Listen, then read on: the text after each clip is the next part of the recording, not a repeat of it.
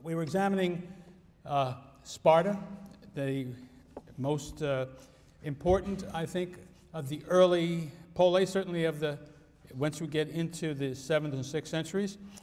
And I was describing the formal constitution of the Spartans, having mentioned the kings, 2 of them, and the Gerousia, the council of elders consisting of 28 elected men, over 60, and the 2 kings to create a body of 30. Then there is the Spartan assembly, which consists of all the adult male Spartan citizens. And that, as in most states, it really originated from the idea of having the fighting men participate in decisions, and the kinds of decisions that undoubtedly were the first decisions the assemblies made. And in the case of Sparta, I would guess almost the only decisions they made were questions of whether to go to war, whether to make peace, whether to make alliances, and so forth. Now, it's worth mentioning that that assembly, you want to distinguish that assembly from what I'll describe shortly about the Athenian assembly. In this assembly, it is true that all adult male Spartans were participants, but, and let me also say that they came to the meeting dressed in their military uniform, apparently including their shields, because when a question was put to the Spartans, the way they responded was by shouting and banging on their shields, whereupon the presiding official would try to determine which side had the loudest noise. It's like a voice vote in one of our own meetings, only a little bit more colorful.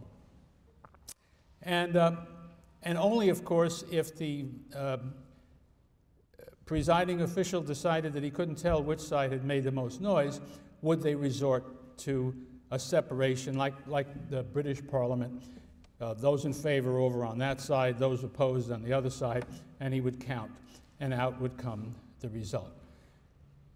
It looks as though debates in the assembly were probably infrequent, because as best we can figure it out, we would guess that most issues that came before the assembly, let me back up and say probably not very many issues came before the assembly, but those that did, if there was an agreement on the part of the Gerousia and the kings, in other words, the upper groups in society, if they agreed, there would be no need to go, I mean, there might be some legal need to go to the assembly, but there would be no debate, and the matter would simply go forward.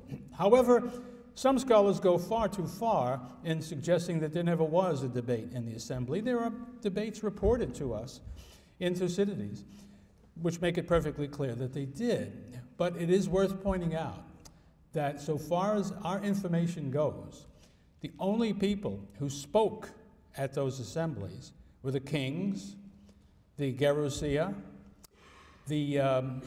or a group of people I haven't mentioned to you yet, the ephors, the 5 ephors. I'll describe their situation for you.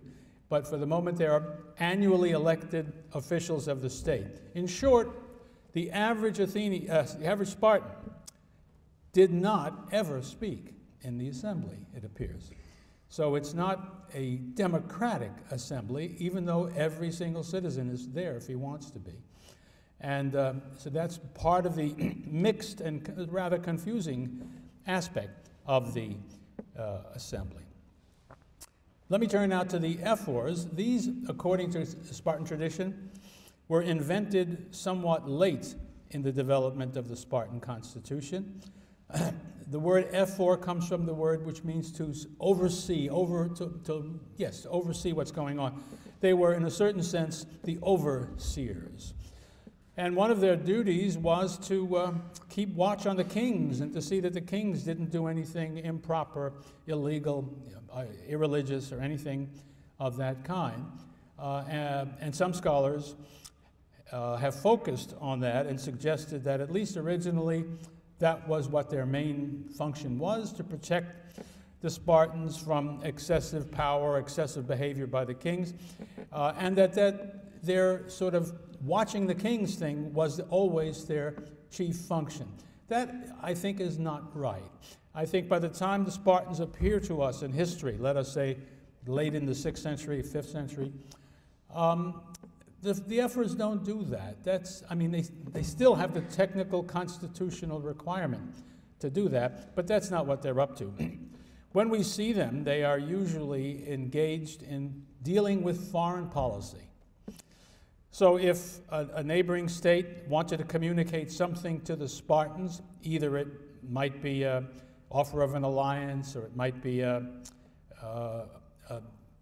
order to do something, or else war would follow, or a negotiation for peace, any of those things, first they would come to the Ephors, of which there were 5. And the Ephors would then decide what should be done. I would say in most cases they would, unless it was very, very serious, they would be able to give some sort of answer to it. But when it involved something fundamental like war and peace or alliances, then they would have to go to the assembly to get their approval. But my guess is that it would have been wildly reckless and therefore never done for the Ephors not to go to the Gerousia first, because the Gerousia was by far the most significant council in the state, most able to have the necessary prestige and yet to be small enough truly to discuss what needed to be done. And since the Gerousia included the kings, it involved the most important people in the state. So if the Ephors wanted to do something, it would be damn foolish not to clear it with the Gerousia first. Although if they wished to be reckless, they could do otherwise. Now, another thing about the Ephors is that they're very different. The people who are elected to the Gerousia are old men who have proven themselves. They are truly elected by a process in which their individual qualities are relevant, and so they have tremendous prestige in the Spartan state. This is not true necessarily and typically of the Ephors. Aristotle tells us that they in fact were just any Joe Spartan, that they were ordinary people, not distinguished in any way. And although we don't have a clear picture of the way in which they were chosen, it is clear that it looked like it was some kind of a combination of election and sortition. There's a strong element of chance involved in selecting who is going to be the Ephor. So you must think of them not as distinguished people who have some clout in their own person, but ordinary people who only achieve what clout they're going to have by virtue of being chosen as Ephors, and they're only there for a year. Now the kings are there for life, and the Gerousia is there for life, and I suppose the council, the assembly is there for life, but the Ephors are only going to be Ephors for a year and only once in their life. These are not politically powerful people. I think the idea was to sort of have a representation of the ordinary Spartan to carry on the functions that I have talked about. On the other hand, they were given the responsibility of seeing that the kings were in line, and they had various techniques or various policies and processes which had them make judgments as to whether the kings were doing anything wrong. And if they did, they could make that point. They could go to Delphi and ask the god if they were right in thinking something was wrong. And if they came back, the kings would be put on trial. The Ephors would be the accusers. The trial would be held in the Gerousia. And don't imagine that that didn't matter. Kings were brought to trial in this way frequently in the history of Sparta, and very often they were convicted and often exiled and in other ways punished. So there's nothing just theoretical about this capacity to control them, and something rather important about this accidental element in who becomes an Ephor. All right. Those are the elements of the Spartan constitution, and I think it's self-evident it deserves the title of a mixed constitution. At the same time, you don't want to lose sight of something even more basic than that. Remember, all the Spartiates that there are, whether they are ordinary citizens all the way up through king, are a small minority of all the people who are under the control of the Spartans. People try to guess from the evidence that we have what percentage of the entire population of the Peloponnesus, or of their own part of the Peloponnesus, the Spartans were. Well, it looks as though the number of helots may have been something like 7 helots to every Spartan. And then you have to add to that the number of perioikoi, who were also not Spartiates. So whatever the mixed character of the constitution was, when you look at the whole of Laconia and its possessions, it is very much an oligarchy. And the Spartans normally will like to see other states oligarchically governed. They will not like to see either extreme. They won't like democracies, and they won't like any form of autocracy, which in Greece typically took the form of tyranny. And so the Spartans gain a reputation of being, because they often fight against tyrants, they gain the reputation of being hostile to tyranny. Which brings our attention to the subject of foreign policy, very important for Sparta and for the Greek world, because, as I think I mentioned before, the Spartans became the first state to be in command or in control or to be the leaders of a coalition of states, not for a specific purpose only, but a permanent coalition of states, which the ancient Greeks referred to as the Spartans and their allies, which modern scholars have come to call the Peloponnesian League, and I guess I will use that term and you'll see it all over the place. It's an imprecise term because some of the members of the let me say, a better term for it would be the Spartan Alliance, which is what pretty much the Greeks called it, because not everybody in the Peloponnese was a member of the Peloponnesian League, and not every member of the League was in the Peloponnesus. But still, we all will know what we're talking about when we speak of the Peloponnesian League, though I shall try to remember to speak of the Spartan Alliance most of the time. Well, how did it come to exist? Again, as in most things in Greek history, the beginnings are shrouded in legend and are not absolutely clear, but perhaps the place to start is to say maybe around 570 BC. The Spartans, who had been successful apparently in turning around to some considerable degree their defeat back in the 7th century by Phaedon of Argos, and were expanding their influence and power in the Peloponnesus, suffered a defeat in the region of Arcadia to the north of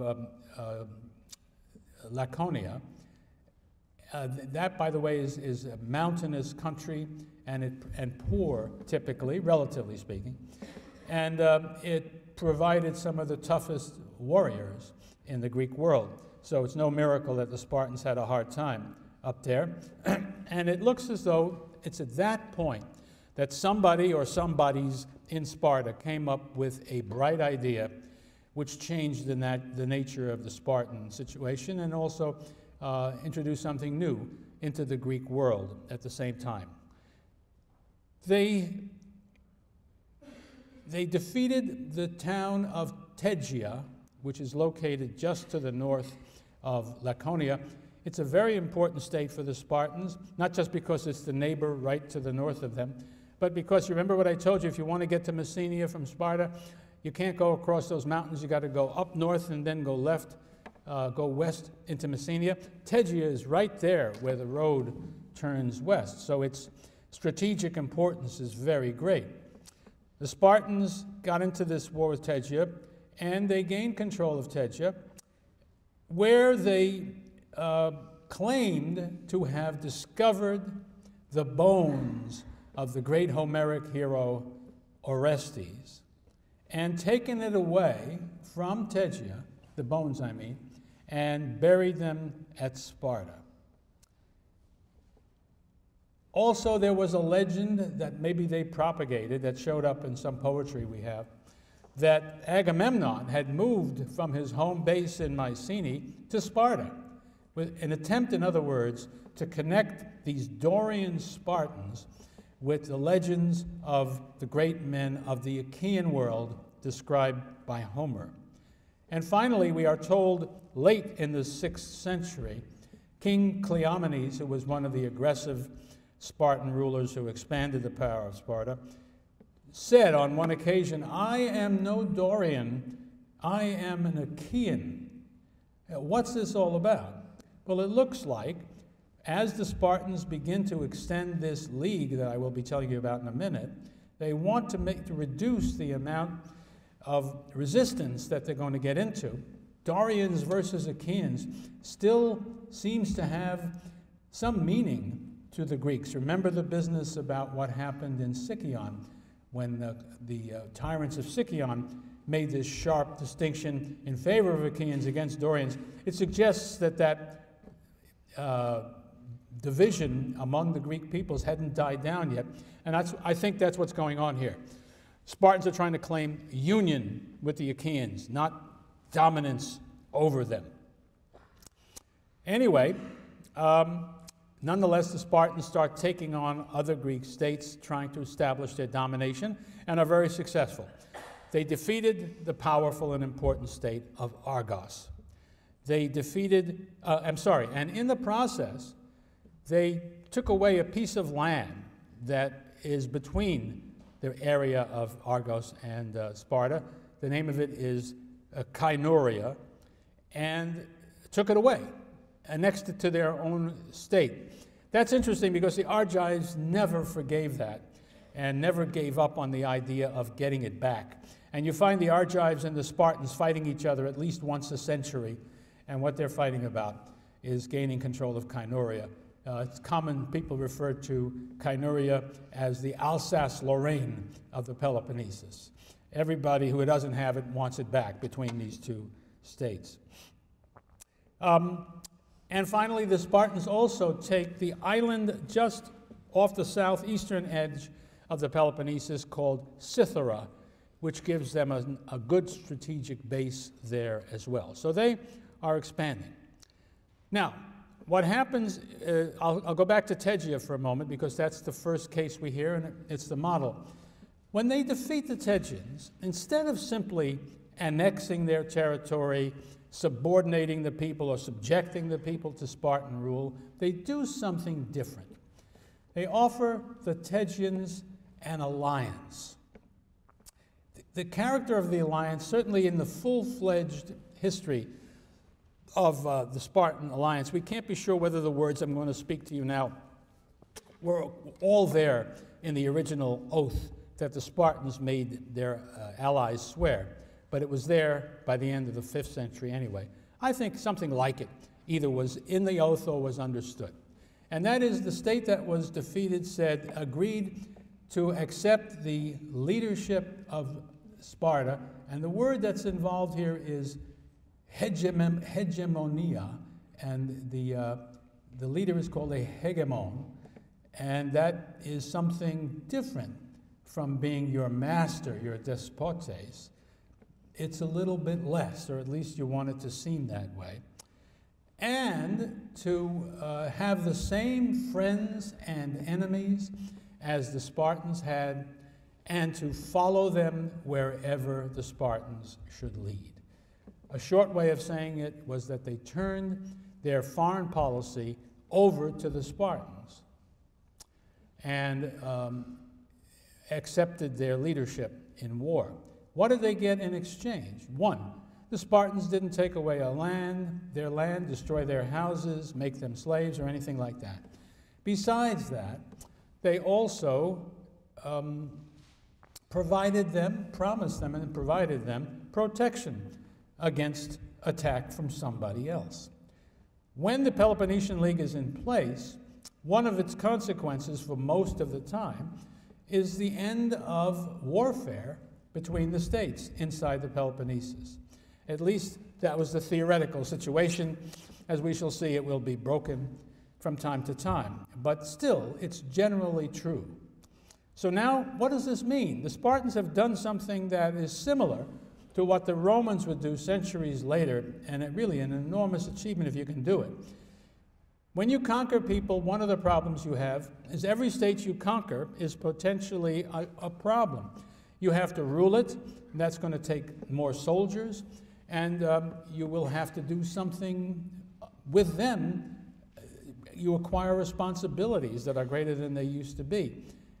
But the point is, normally you don't gain any fighting men. The Spartan way of doing it means you gain more troops for your army. When the Spartans go to their allies, and want to go to war, they tell them, send your allotment of troops to the place we tell you on the day we tell you. That allotment could well be 2/3 of their army. And there they will go to where the Spartans want to go, and the general of the army overall will be a Spartan, and they will be fighting for Spartan purposes, unless the Spartans have chosen to fight for their allies' purposes. But the Spartans now have increased their military strength enormously by the invention of this new thing, the Spartan alliance. Now, the debate continues to exist as to just what that alliance was really like. Were the Spartans free to do anything that they liked in foreign affairs, or did they need to have the approval of their allies before going to war? I'm talking now about a constitutional question rather than a reality question. And scholars bat it around both ways. My prejudices are that the League's constitution, whatever it may have been, was less important than reality. That is to say, not all states in the Spartan alliance were equal. Some were large and numerous and strong militarily. Some were some part of that and also wealthy. Others, and some were at some distance from Sparta. Others were small, weak, poor, and close to Sparta. I would say, and I think the evidence will support this as a fact, whatever the theory may have been, that the closer you were to Sparta, the smaller you were, the weaker you were, the more you did what the Spartans told you. How's that for a shock? And vice versa. The stronger, the more distant, the wealthier you were, the more independent you were of the Spartans. I would say much of the time, most of the time, people did what the Spartans wanted them to do. But we have many occasions in which states refused to do so and even get in the way of the Spartans. Now, I think the Spartans very often, when they had to do something, called a meeting of the Spartan alliance, consulted their allies, but it's not necessarily true that they took a vote as to what the allies thought. Sometimes they did. I think sometimes they didn't. It all depended on the situation. If you want your allies to come and fight with you, it's better to have them do so willingly than under orders. And so that will explain, in my opinion, some of the reasons for calling a Peloponnesian League meeting, not necessarily that they were required to do so. But I've given you a mixed and rather vague picture, and I think that's the real picture. I think you can't be very sure, either because this evidence doesn't allow us to be sure how the League was supposed to work and how it really did work, but I also think nobody could tell in advance how it was going to work, whatever the understood constitution was. After all, one of the most important things that is involved in membership in the League is that when the Spartans say, I want you to come and fight with me for these purposes, you come and you bring your army to do it. But we have a period in Thucydides' account of the Peloponnesian War in which important states like Corinth and Thebes, among others, simply say no. And when the Spartans say, well, why aren't you doing what you're supposed to do? They come up with a very nice cock and bull story supported by theoretically religious motives why they can't do what they're supposed to do. And the Spartans have to put up with it. There's nothing they can do about it. So I think now that I've mentioned the constitutional technicalities, I think the real thing to ask in each case is what are the realities of the situation, and by which I mean mainly questions of power that determine what's going to happen. All right, but by the end of the 6th century, there is this Spartan alliance, and Sparta alone among the Greek states is a hegemonal power and able to use, by Greek standards, a much vaster military force than the Greeks have ever known. So that when the Persian Wars come upon them, there will be no hesitation and no doubt. The Greek league that will fight the Persians will be led by the Spartans. And so great was their respect in which they were held that not only did they command the armies, even though they had no navy and no naval tradition, they were even put in charge of the fleet, although they often had the brains to use other people who had more experience to do the actual leading. But Sparta is in this position, and I think that's important. Well, let's step back a moment and take a look at the Spartan state as we've been describing it, and ask what is it that motivates the Spartans as a state, first of all, in its foreign policy. Because as we shall see, there's this remarkable thing that even though they are by far the strongest military force among the Greeks, they are more than usual reluctant to fight. And they don't like to fight wars if they can avoid them. Especially, they don't like to go any great distance to fight a war away from home. And they don't like to fight for any long period of time if they have to be away from home. And the reasons for that are really what I want to make you see. At the core of it all, according to Thucydides, it was the fear of the Helots.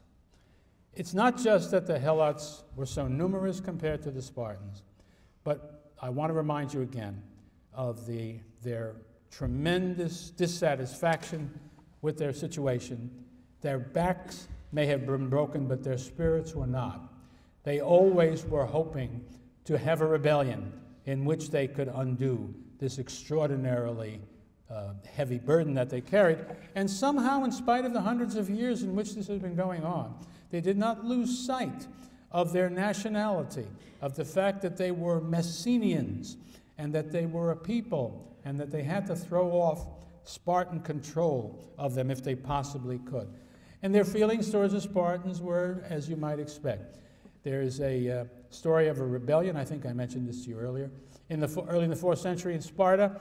Somebody's trying to stir up the people against the Spartan government, and he mentions to people he's trying to enlist in his side, the Helots, he says, who would gladly eat the Spartans raw. I think that's what you have to have in your mind if you want to understand what the Spartans think. If we take our whole army, leave town, go 3 days march away, how do we know we'll find anybody alive when we get back? That's always on their minds. And Helot rebellions, although they don't take place every day, take place very sparsely, but they keep happening, so that the fear is never irrational. To that is added the permanent enmity of Argos, which never gives up the idea of returning to the great days of Phaedon, with Argos as the dominant state in the Peloponnesus, and that means that the Spartans have to be defeated for that to happen. And so the Argives combat the Spartans time after time. Good stretches in between because the Spartans always beat them and do great harm, so that it takes a long time for them to come back. But they're there. They don't go away. It's a problem. So the Spartans, of course, have a need of a collection of states that stand between them and their potential enemies, of whom the Argives are the most important.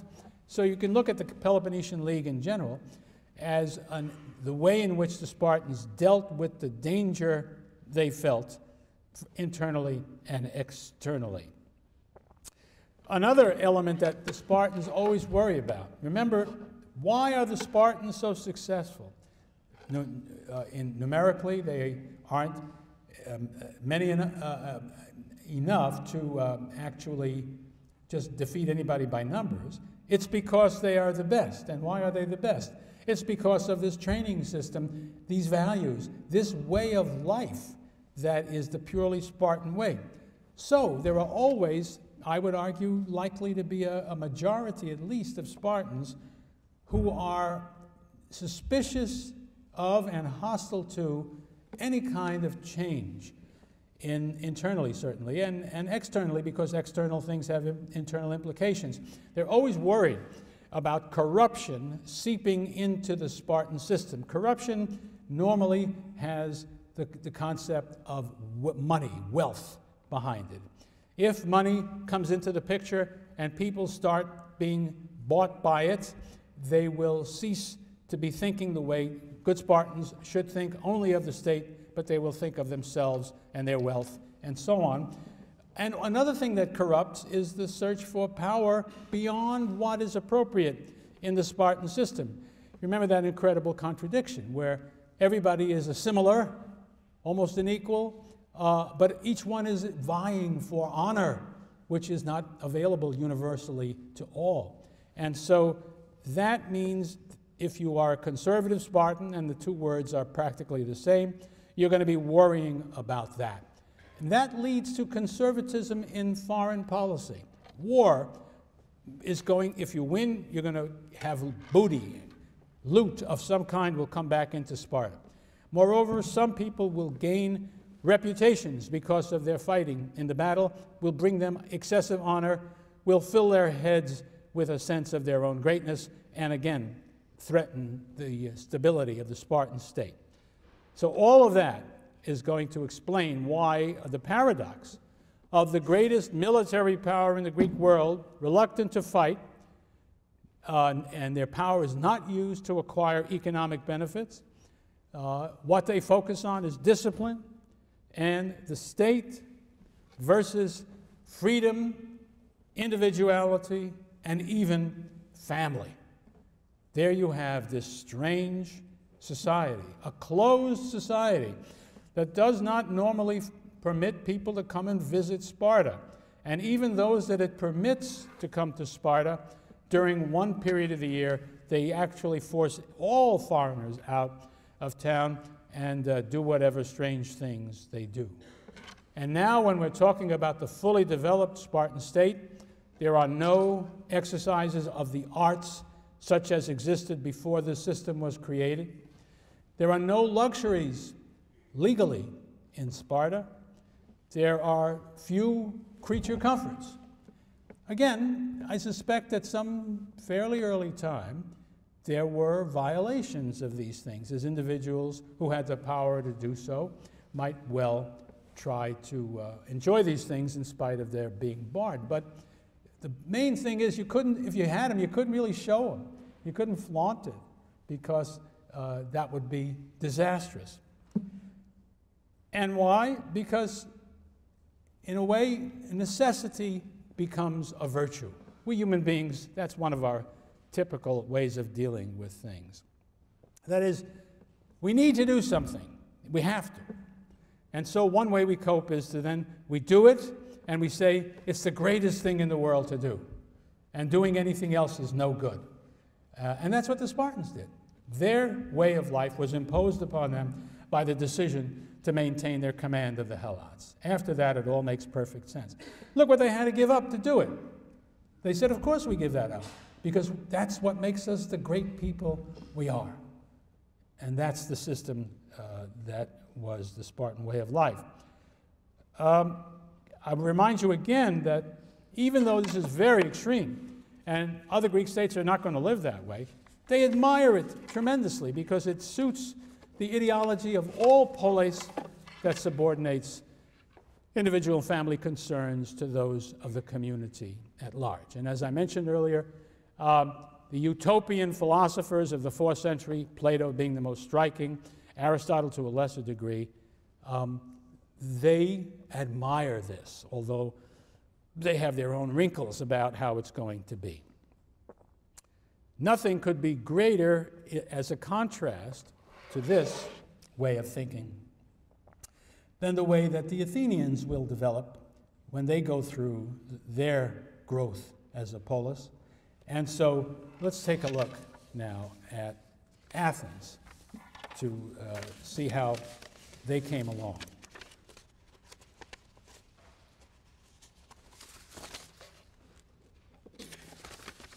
There we go. Athens, I hope you remember from your maps, is located in the southeastern portion of the Greek peninsula. Sticks out there into the Aegean Sea. Its geography, it's about 1,000 square miles is Attica. In the terminology, I think we talked about it already. The city is Athens. The region in which they live is Attica. The people are Athenians, and that's an important point I think I made too, which is everybody who is a citizen who lives in Attica is an Athenian. No matter if he lives 65 or 70 miles away from the city, he's still an Athenian. One of the things they achieved early was the unification of that whole region and made it one polis, although that certainly doesn't mean that there are no independent villages and towns in the polis of Athens, because they certainly are. Now, Attica was not one of the most desirable, certainly agriculturally rich areas in Greece. It was, relatively speaking, rather barren. Now, there are, of course, great exceptions. The central valley, so to speak, of Attica has the richest soil, and in the ancient world, it was able to grow the very best grain, including wheat. But very much of the Athenian soil is mountainous and pretty close to barren, so that you don't have a lot of rich soil. This is not one of the most admirable places to come. On the other hand, it has certain advantages that the Athenians used well to achieve wealth and power and greatness. First of all, it has one splendid harbor. Up in the northwestern part of Attica is Piraeus. It is the port of Athens once Athens becomes a naval state. And it is both spacious, it has 3 nice little harbors, and it is very easily defended because these harbors can be closed off and attacks can be prevented. So that's one strength. Another is that, very rare among Greek states, Attica contained silver mines in the south of the peninsula, and that gave the state, because these mines were ultimately owned by the state, it gave the state a source of income that was very, very unusual among Greek city-states. And the availability of that silver would turn out to be crucial at various moments in Athenian history. One reason why the soil wasn't so great for agriculture was that a lot of it is red clay, but that turns out to be wonderful for making pottery. And of course, Athenian pottery, and I'm thinking especially about painted pottery, fine ware, stuff that is meant for the upper classes, stuff that artists will work on, that will be exported, all of that, that is made of that great red clay, the basis for the pottery that the Athenians did. Another natural resource of great value and a great blessing to those of us who can still see the remains of the Athenian experience is the marble that comes from Mount Penteli, as the Greeks call it now, Pentelicon, as the ancient Greeks called it. in the northeast portion of the Attic Peninsula, and it produces, you can still go see it, wonderful, beautiful, fine-grained white marble. And that's the stuff that the Parthenon and all the other buildings, temples on the Acropolis and around Attica was made of. And that enabled the Athenians to build those temples as few cities could, because there it was, sitting in their territory, not a source of the kind of tremendous expense it would be for other states that would have to buy it and bring it in.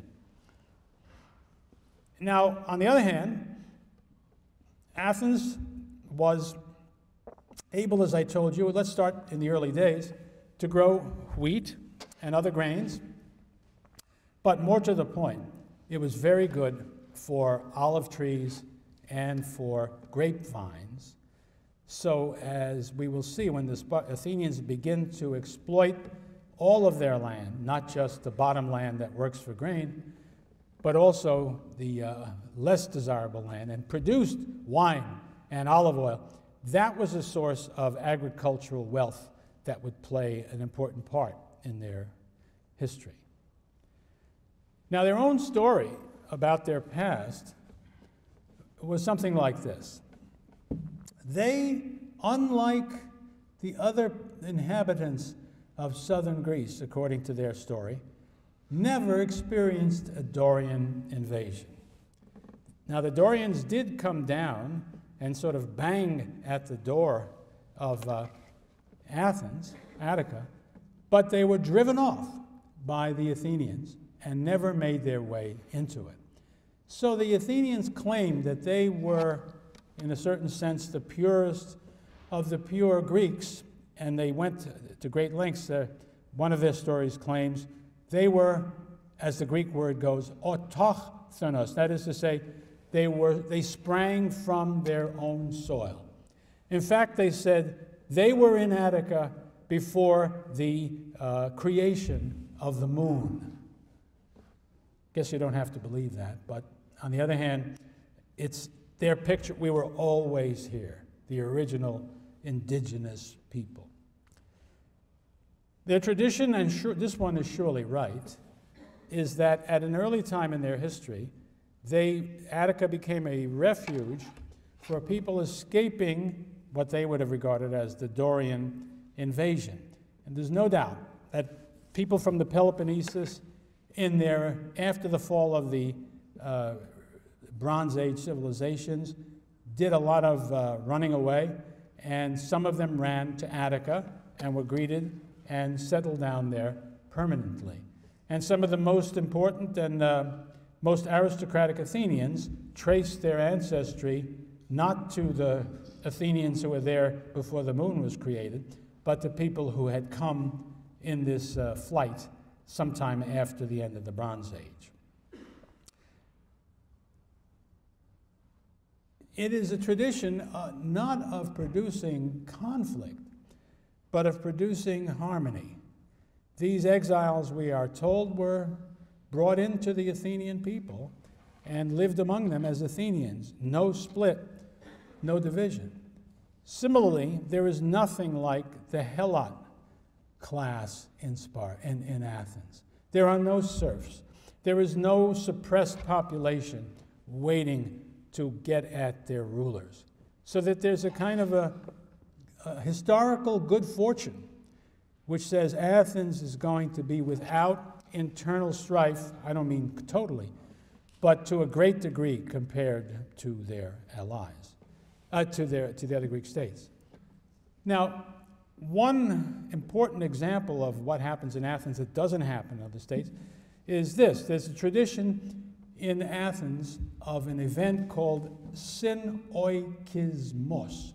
It's on the site, so you can look it up, which means unification. It really, if you take the word apart, it means the bringing of households together. There is no set of local rebellions against the major city, no need to go to war. Now, there were obviously wars back there in the early days of the poleis, when the city of Athens became the dominant city, but we know so little about them, it's as though the memory has been entirely forgotten. And the picture that is painted is one of everybody sort of happily living together, no conflict. Compare that to Sparta, where it's obvious Sparta gained control of Peloponnesus through war, and that many of the people there were very unhappy with them, not to mention the Helots. But in neighboring Boeotia, the chief city of Thebes traditionally was at war, trying to subdue the other major cities of Boeotia in order to make themselves the boss, and they never were fully successful in this. So Boeotia is torn to some degree by this internal conflict, which makes it harder for Thebes to achieve the kind of power in its own home territory that the Athenians are able to achieve. Let's take a look at the earliest society of Athens as first we come to know it. Warning about this is that the story often comes to us through people like Aristotle, who like to make things neater and put them nicely together, rather than to leave little bumps or anything like that. The society we're talking about, this earliest society, is aristocratic. And remember, it's important to notice the difference between aristocratic and oligarchic. Aristocratic implies means rule by the best. And best in that time means simply best by birth. Just look around, excuse me a second. No chairs today, huh? Let me, my back is hurting me. You got a chair?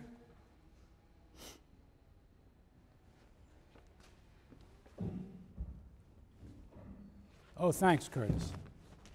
Really appreciate that. Thanks a lot.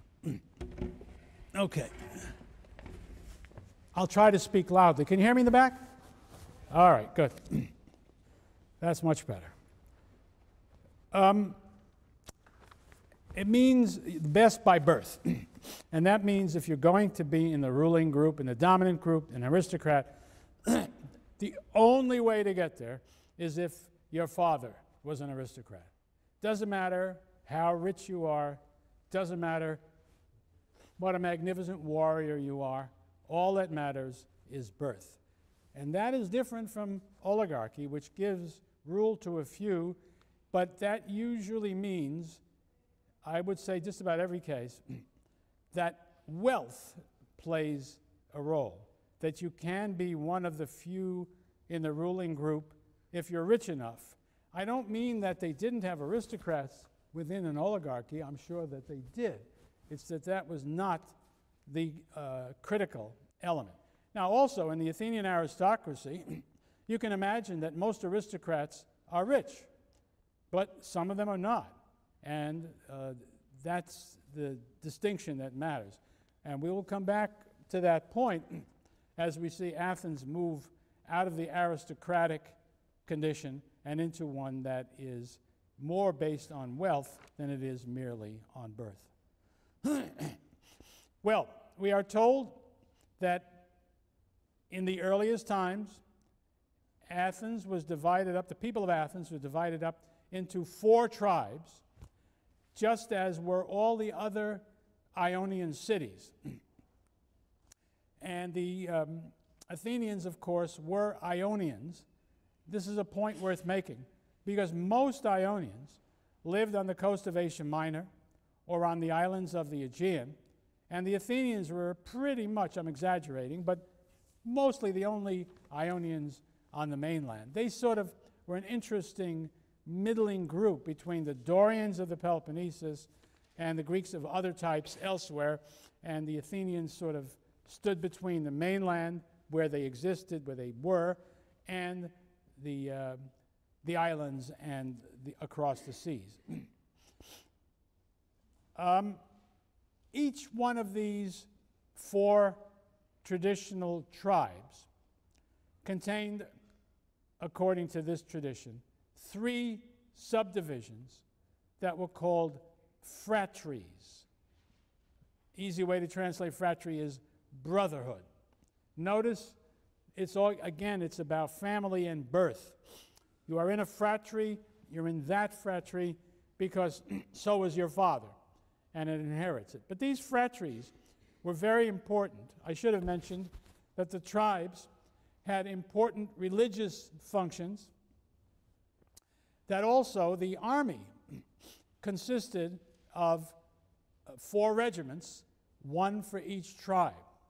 So these tribes had great reality for the Spartans. You went not only to the religious festivals of the entire state, but you went to those only for your fellow tribesmen, which gave you a sense of belonging in that tribe. And I think that's important.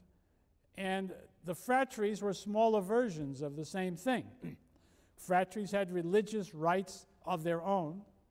And in fact, the phratry appears to have been the unit that really mattered in terms of the place where you sort of established your belonging. I mean, if somebody came along to an Athenian in the 7th century and said, "You say you're an Athenian. How do I know you're an Athenian?" Well, after you got through saying, "Well, you can ask my friends, my neighbors." You said, "What do they know?" You say, how would you do it?" "Well, I guess come down to a meeting of my phratry. They will have a record of my being a member of that phratry, and that makes me an Athenian." So that's the importance of, in a way, one part of the importance of the phratry. Now, the phratry, because it was established by birth and tradition, was an aristocratic stronghold. Everywhere you could imagine, tribe, phratry, and so on, some aristocratic family or families would have had a leading role by tradition. The Greek religion did have priests, but it didn't have a separate priestly class. And during the aristocratic period, and I would say probably throughout its history, Athenian religion had the priesthoods, the chief religious places in the state, were held by aristocrats, which in a primitive society in itself gives them tremendous prestige and a lot of clout. Probably, although I'm not sure we have hard evidence on this, probably the phratries fought side by side in the tribal regiments as well. And of course, they would always be commanded by aristocratic leaders. Another way the Athenian people were divided involved names of classes of people, and we'll come back to that in another context. But one class, the highest class in the aristocratic state, were the eupatrids. It means the well-born, the well-sired. And it turns out that in the early polis, no surprise, they dominated the best farmland. They had the chief jobs in religion. They were the government, because as early as we can tell that there was a regime after the legendary kings are gone, the number one governmental organization, you might call it, is the Council of the Areopagus. Gets its name from the place where it meets. If you look to the west side of the Acropolis, immediately there's a pretty good-sized hill, which is the Areopagus, the hill of Ares, the war god. There, the Council of the Areopagus met and did what it had to do. And it's clear that the members of the Areopagus in this earliest stage were noblemen. We don't know enough to know whether it was all noblemen or just the leaders of the clans or whatever. But that's where decisions were made. It's important, though, to realize that in these early days of the polis, they probably had very little to decide and very little to do. Most of the real life of the state in the earliest days would have been out in the countryside, where the overwhelming majority of the people lived. You must imagine that it is something like, nothing like precisely, but something like the feudal manners that we find in Western Europe after the fall of the Roman Empire. These noblemen would typically have held a lot of land and have been well-to-do, have had all the powers I've described, and were looked up to and were listened to. They would have led the military units into battle when that was necessary. And we know that one of the things that they did was to serve as the source of justice in the state. If there was a quarrel between a couple of guys, they would bring it to a court. You think of Hesiod. His complaints were his noblemen, his barons were crooked. But that doesn't mean they all were. In any case, that's where you went. They settled any disputes that you didn't settle by feud or by some other primitive technique. And it was pretty clear that it was right to have the noblemen do it, not just because they're aristocrats, but because they would know what the law was. Since there was no writing before the 8th century, and it was very rare after that, there was nothing like a written law code until the 7th century. Before that, if you wanted to get justice, you went to a nobleman. And if you wanted to go beyond that, you went to the Areopagus, which was made of noblemen. That's the picture in the earliest polis as best we can reconstruct it. Now, Aristotle tells us that beginning in the early 7th century, the date he gives us, of course, we shouldn't put too much credence in it. It's too precise, but it's 683 BC is the date he gives us. And he tells us on that occasion, we are introduced to a new thing, magistrates who are chosen from the aristocracy to do various jobs in the city. In Greek, in Athens, the magistrates were called archons, A-R-C-H-O-N-S. It means, in the most technical sense, rulers, but it means really important magistrates in the state. One of these was called the war archon, polemarch. Presumably, he led the army. Next came the archon, who was actually the most important archon, the one who gave his name to the year. I think I mentioned the Greeks did not have a system of dating, which has a starting point, and so you can say 1, 2, 3, 4, 5. Instead, like many ancient peoples, they named the year after the leading archon, the leading magistrate of the state. The Mesopotamian cities did the same thing. So that archon was called the archon eponymos, the one who gives his name to the state.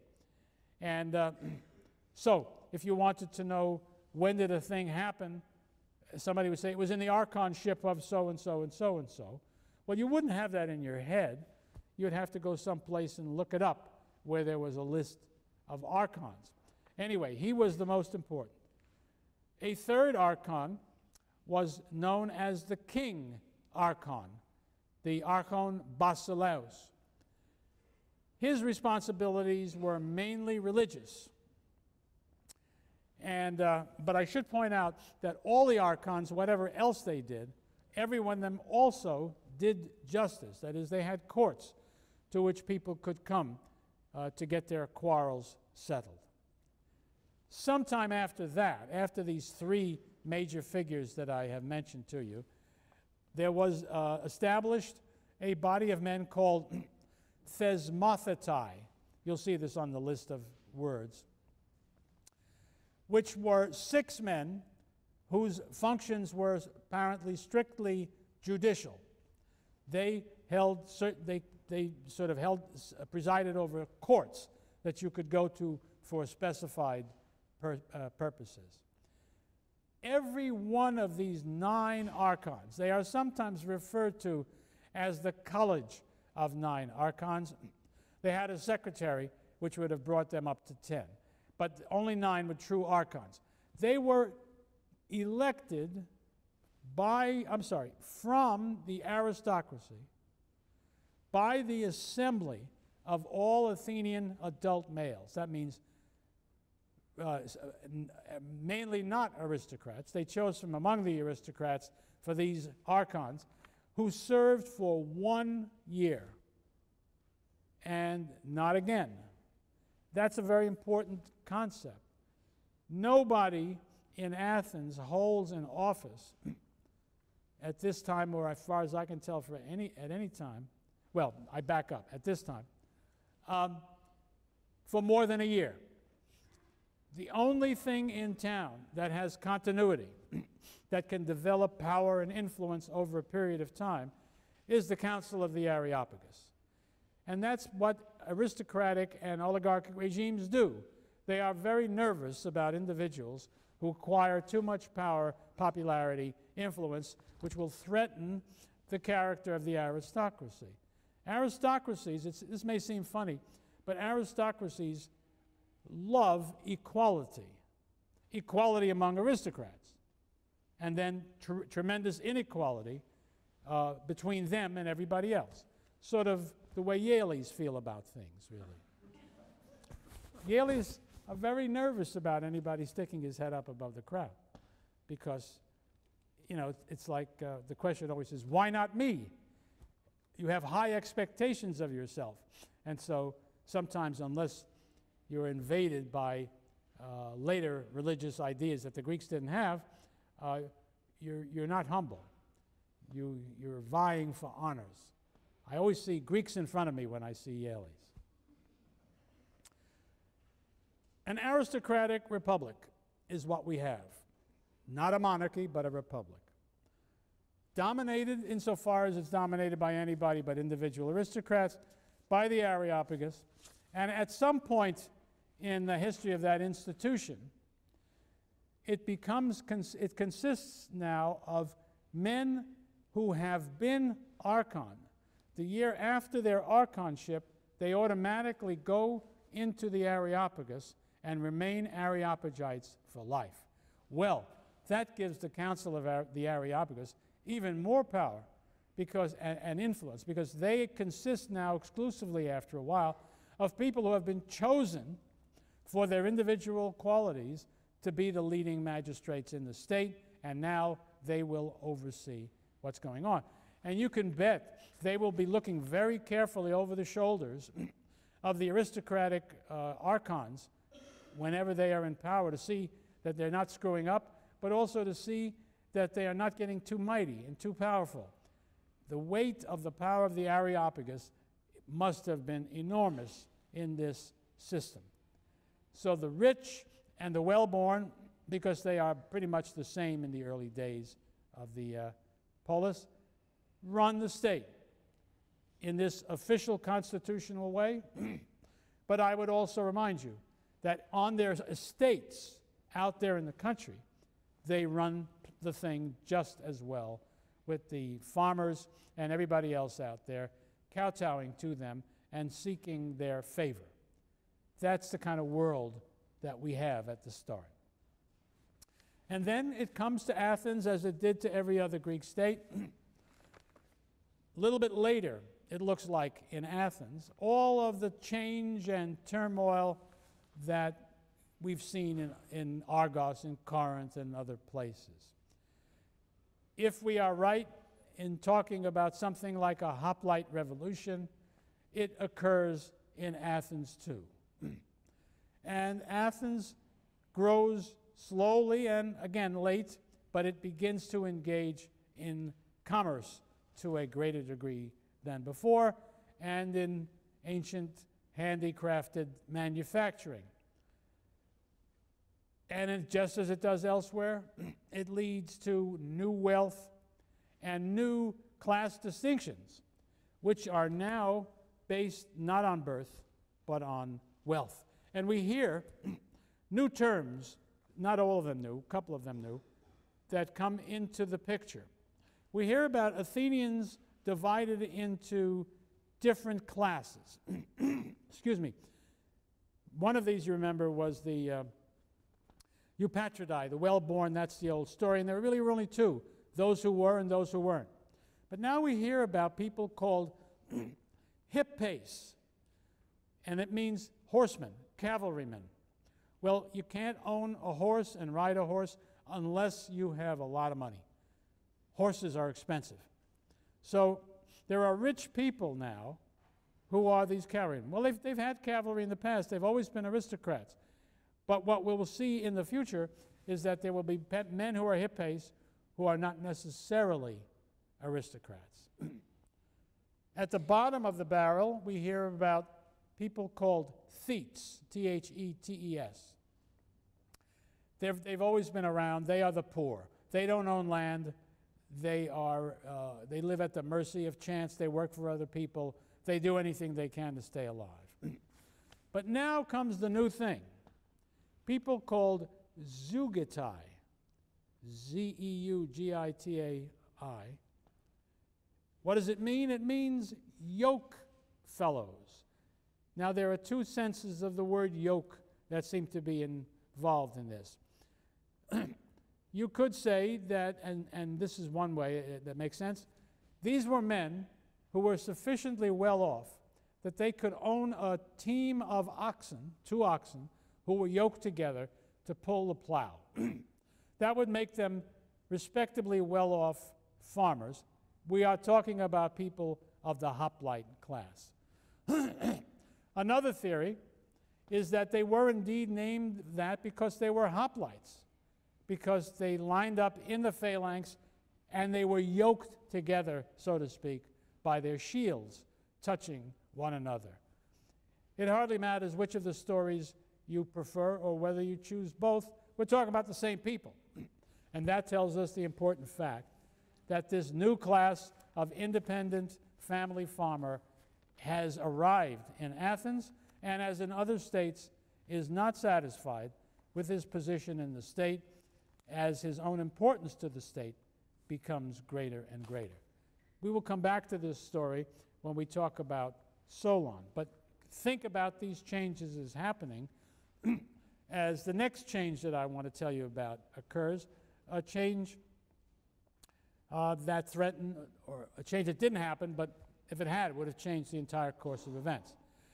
According to tradition, in the year 632, an Athenian nobleman who had become famous because of his victory in an athletic contest and who had married the daughter of a very wealthy and powerful tyrant in Megara, right next door to Attica. So this guy was a young, big shot of extraordinary character, named Cylon, attempted a coup d'etat trying to establish a tyranny in Athens, just as his father-in-law had established one in Megara. His father-in-law's name was Theagenes. Well, as the story goes, he tried his best to gain control of the city. What you do in Athens in the early days, if you want to take control of the city, is you take an armed force up onto the Acropolis, seize the Acropolis, make it your fortress, and proclaim yourself boss, and see if you can make it stick. Well, he couldn't. He was resisted by enough of his opponents that he was defeated. The leader of the resistance was the family known as the Alcmeonidae. We will hear a lot about them in this course. But they went up there, locked up Cylon and his supporters on the Acropolis in a temple. You couldn't go into the temple for the purpose of killing somebody. That would be sacrilegious. And so they were at a standstill. Still, if you're inside that temple and trying to avoid being killed, you still need food and drink, and most important, drink. So how could they manage it? Well, they took a cord, tied it to the temple, held onto the cord, and went down to the well and got their water, claiming that they were just as sacrosanct as they had been before. And for a while it worked. But the Alcmeonidae said, baloney, cut the cord, killed the Cylonians. That put an end to the Cylonian conspiracy. but it brought something to the Alcmaeonidae as well. A curse. The Alcmaeonids were declared accursed and driven from the city. Well, that's for the time being. Later on we will hear they're back again, and they're very important. But the curse continues to be attached to the family. And as we get to the last third of the 5th century, and the Peloponnesian War is about to break out, the enemies of Pericles will pull out the curse of the Alcmaeonidae to use against him because his mother was of the Alcmaeonid family. For the moment, what we're talking about here, I think, though, is here's the first sign that we see of trouble in paradise. Nice, calm, happy, Sinoikized Athens has got trouble right here in River City. I mean, no, in Athens. And why? I think we must imagine that there are the kinds of discontents that we have been talking about, which find a leader in the form of a man who is an outstanding figure for some reason, who is willing to try to establish a tyranny, and use armed force to try to achieve their goals. That it fails, I think, is an indication that the same forces haven't reached the power in Athens that they had reached in Megara, Corinth, Sicyon, and places like that. But it's a warning about troubles ahead. And I'll turn to those troubles in the next hour.